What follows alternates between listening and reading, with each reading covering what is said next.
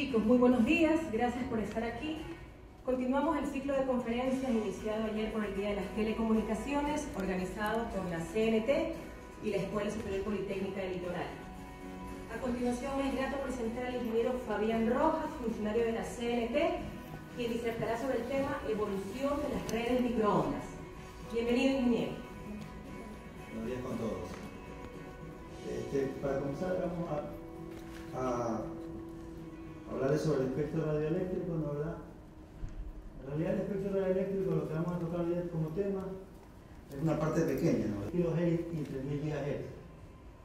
Como sabemos que el espectro de frecuencias, ¿no, verdad?, es un recurso natural de carácter limitado, se considera un bien de dominio público. En el Ecuador, los entes de control son la Supertel, la Subtel, la Senatel, que es la Secretaría Nacional de Telecomunicaciones, y la CONATEL, que es el Consejo Nacional de Telecomunicaciones. Como vemos, este es el espectro radioeléctrico, ¿no, verdad? Las diferentes bandas es de acuerdo a las funciones. Por ejemplo, tenemos bandas marítimas, bandas de radioaficionados, VHF, UHF, que ya corresponde a lo que vamos a comentar en este día, los sistemas de microondas. Ultra high frequency, super high frequency y electro high frequency.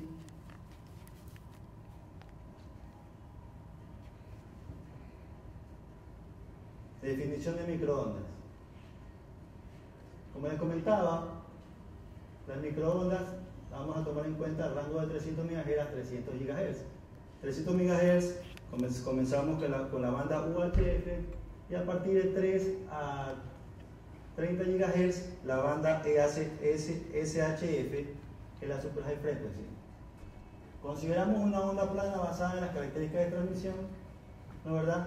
Y el campo eléctrico magnético radia en el sentido vertical del plano de transmisión, por eso la onda de campo eléctrico magnético se denomina TEM, que es la onda transverso. Ahora sí, las vamos a comparar, ¿no, verdad?, las microondas contra la fibra óptica. Ventajas.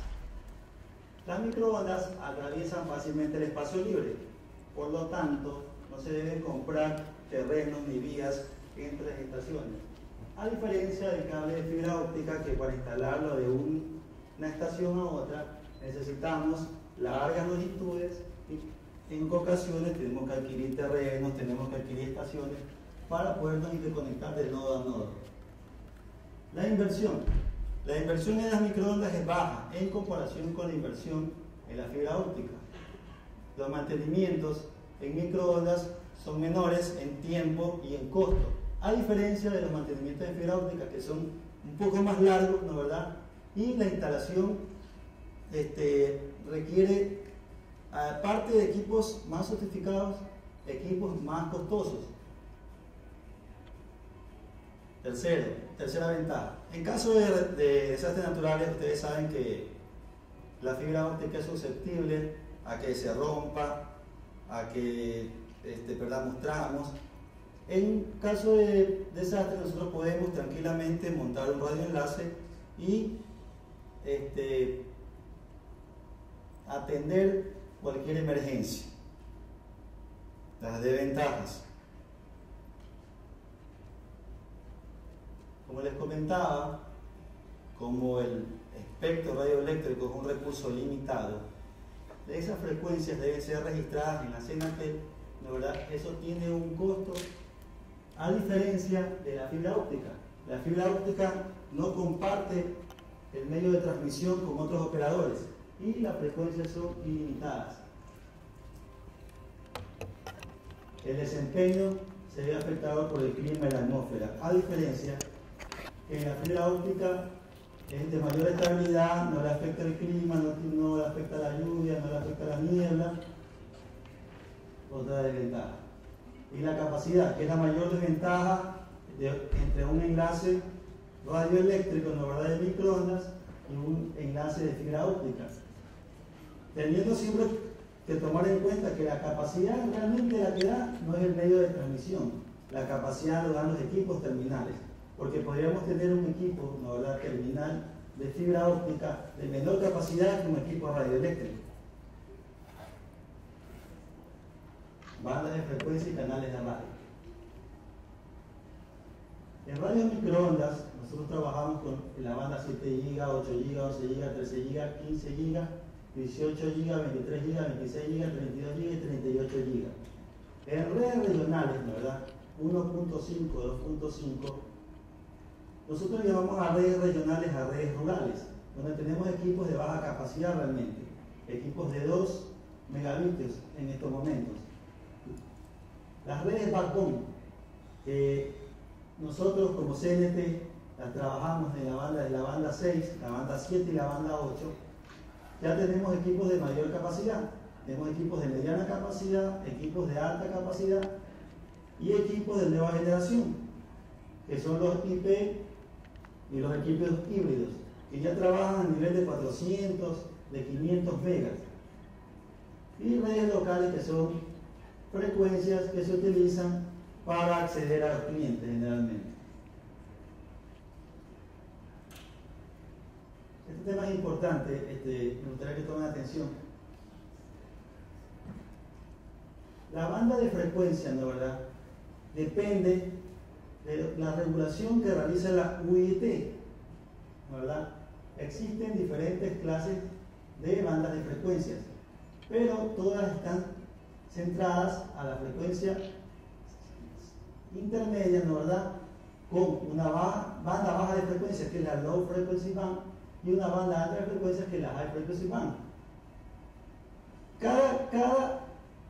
Cada canal, ¿no, verdad?, está espaciado del adyacente con una cantidad de megahertz que se denomina espaciamiento de canal.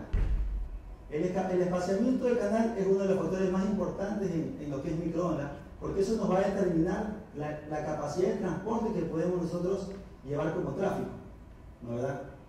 Si nosotros, por ejemplo, tenemos un radioenlace que trabaja con frecuencia de transmisión F1, la frecuencia de transmisión del otro radio será automáticamente F1', tomando como referencia que esta es la banda de frecuencias. Otro factor importante es la separación entre el canal de transmisión, en este caso el F1, y el canal de transmisión del otro sentido. Vamos a hacer aquí un ejemplo. En la banda de frecuencia de 7425 a 7725, con frecuencia central 7575, tenemos 5 canales. Esta banda de frecuencia es regularizada por la UIT y la Senatel la deja usar, ¿no, verdad? Imaginemos que tengamos un enlace de radio con 2 canales, F1 y F2. El primer canal de transmisión, en realidad, los canales siempre van en impares o pares. Si nosotros tenemos una configuración 1 más 1, el primer canal sería el F1 y el siguiente canal sería F3.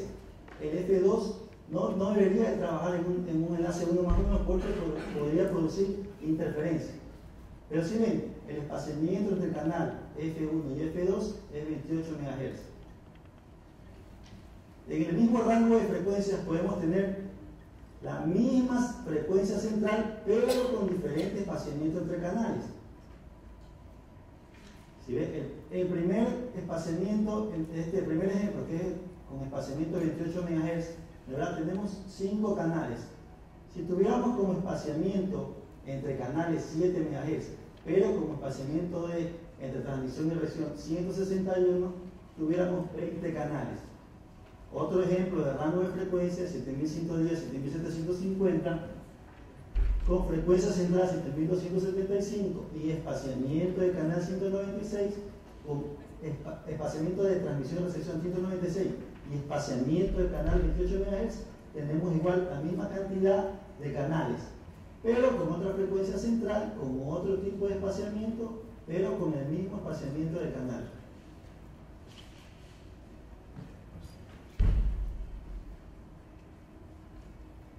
Tipos de equipos de microondas. Los podemos clasificar en 3 grandes grupos. El primer grupo como sistema, microondas digitales y microondas analógicas. Las microondas analógicas ya están descontinuadas, ya no están trabajando en este momento, con multiplexación digital PDH y multiplexación SH, multiplexación lesíncrona y multiplexación síncrona. Por capacidad, tenemos en PDH equipos de mediana y baja capacidad, de 2, 4, 8, 16 ohms o 34 megabits, y equipos SDH de alta capacidad, STM0 que vendrían a ser 21 euros, STM1 aproximadamente 63 euros y 2 STM1. Por estructura, tenemos los radios que denominamos troncales, tenemos los split mount con montajes divididos, tenemos los outdoor y las nuevas tecnologías que ya tenemos nosotros como CNT, que son los radios híbridos y los radios puramente IP.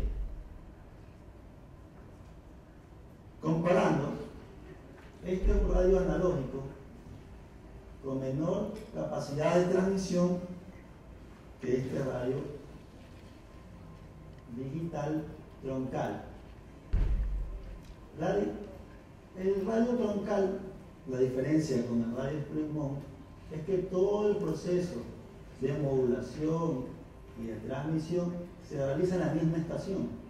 Tenemos, en este caso, un radio 3+1, canal de supervisión, canal RF1, canal RF2, canal RF3. La señal banda base, ¿no, verdad?, ingresa en las unidades semi-splitter en el sentido de transmisión. Para poderse que esa señal en banda base, que es una señal digital, ¿no, verdad?, pueda transmitirse a nivel de RF, debe ser una portadora modulada. Pasa a la sección de transmisión. En la sección de transmisión, ¿no, verdad?, tenemos lo que es convertidor de alta. Lo que hace es pasar esa señal IF de 70 MHz y mezclarla con la frecuencia de un oscilador, con una frecuencia alta de un oscilador. Y la frecuencia ya RF de transmisión es la suma de la frecuencia IF 70 MHz más menos la frecuencia del oscilador. En el sentido de recepción, la señal ingresa por la misma antena, pasa por la guía de onda, ¿no, verdad?, ingresa al branching, pasa el receptor en este caso, que llamamos nosotros grupo receptor, grupo transmisor, lo que hace es que deriva esa señal para sacar la señal IF, ¿no, verdad?, y poderla retornar a la señal de banda base. Todo eso es un canal de RF, pero también tenemos lo que es el canal de supervisión. El canal de supervisión lo que hace es que, aparte de tratar las señales de supervisión, ¿no?, nos permite que en el caso de esta configuración, que es un enlace 2+1, en el caso de que falle cualquier unidad, hace que automáticamente conmute a la siguiente unidad, en este caso el canal de protección, sin producir errores.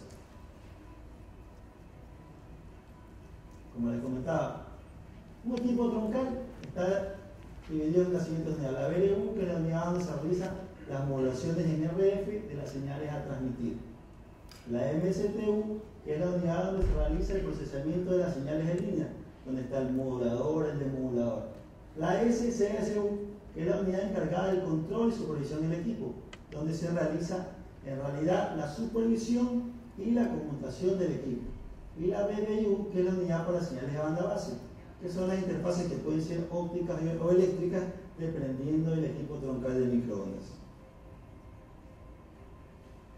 El equipo split mount. El equipo split mount o equipo de montaje dividido, la diferencia es que dentro de la estación ahora tenemos la unidad indoor y fuera tenemos la unidad outdoor o unidad RF, que es la que realiza la conversión entre la señal RF y la señal IF y trabaja como filtro de amplificador. La señal IF, la unidad del interior, ¿no, verdad?, es la que realiza la multiplexación, realiza la configuración de los servicios, modulación, las diferentes cross conexiones y la maneja la.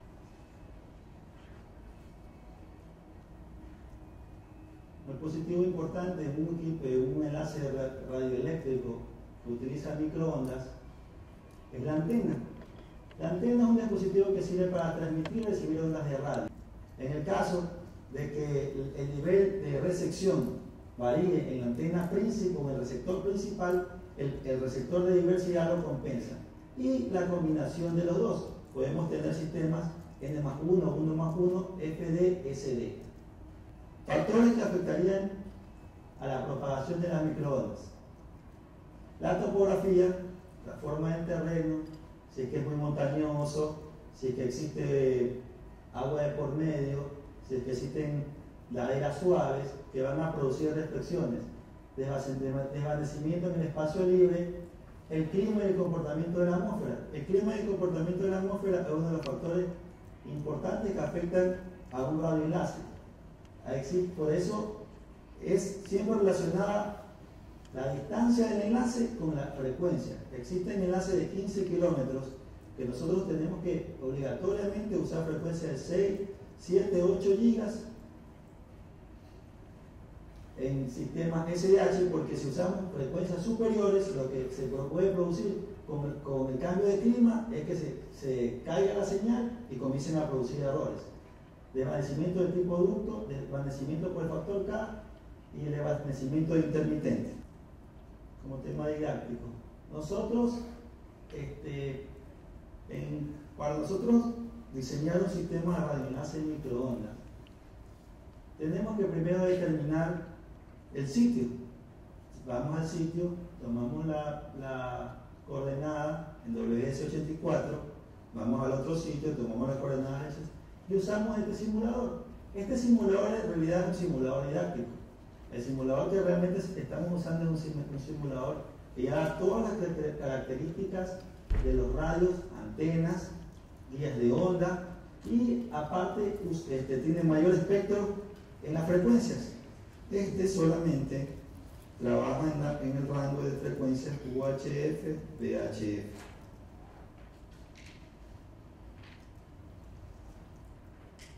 Por ejemplo, nosotros ponemos en este enlace una frecuencia en VHF 144 MHz de máximo 148, polarización vertical, de lo que habíamos hablado de las propiedades de la antena. La polarización vertical y polarización horizontal depende de la característica de la antena. La antena en sistemas de microondas puede ser de single, o sea que solamente podemos poner o polarización horizontal o polarización vertical, o puede ser dual, usar doble polarización. Eso depende de la antena, de la característica de la antena. Del sistema, ¿verdad? Nosotros podemos poner la frecuencia, la potencia de transmisión en vatios, automáticamente la cambia en dBm por lo contrario, ¿verdad? El threshold, vemos que baja, tenemos que aumentar la potencia.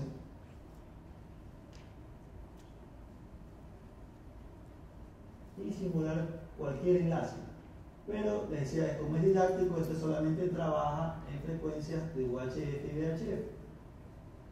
El azimut, que es el ángulo en relación al norte de una antena apuntando a la otra antena, teniendo los lóbulos principales alineados.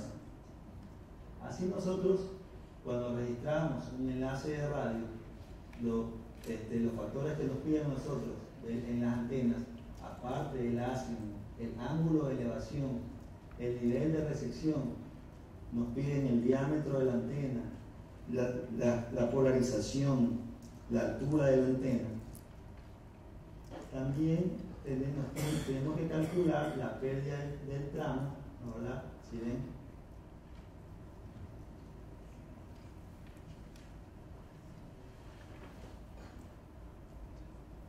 Nosotros podemos aumentar la altura de las torres y vemos que como toda la señal, si ven es verde, significa que no va a haber ningún tipo de pérdida en el enlace de radio. Así nosotros realizamos los estudios de ingeniería para determinar qué antena tenemos que poner, a qué altura la tenemos que elevar en la estación. Por eso nosotros usamos torres autosoportadas, torres mástiles en ambas estaciones. ¿Qué tipo de modulación va a utilizar nuestro equipo para determinar la capacidad de transmisión requerida?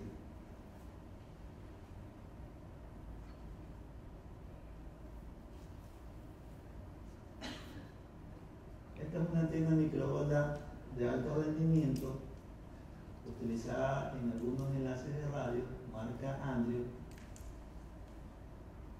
diámetro nominal 3 metros, 10 pies. La ganancia, es un factor importante. Esta es una antena de alta ganancia. Y por supuesto el ancho de banda. El ancho de banda es importante para saber qué frecuencia nosotros podemos utilizar en nuestro enlace de radio. Como les decía, existen enlaces de radio que son configurables, pero también existen enlaces de radio que utilizan osciladores locales que son construidos a una frecuencia determinada, que son los troncalizados.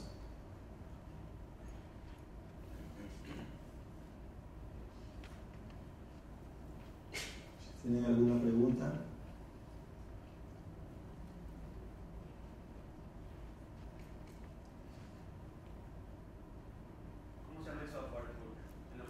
Radio móvil. Este es un software que se lo pueden descargar por internet, ¿no, verdad? Este software también nosotros lo usamos, aparte de hacer radio enlaces digitales de punta a punta, ¿no, verdad? También sirve para realizar enlaces de cobertura. Lo utilizamos en el CDMA como CDMA 450. En el CDMA nosotros podíamos hacer estudios de cobertura y determinar a qué azimut iba a apuntar nuestro enlace.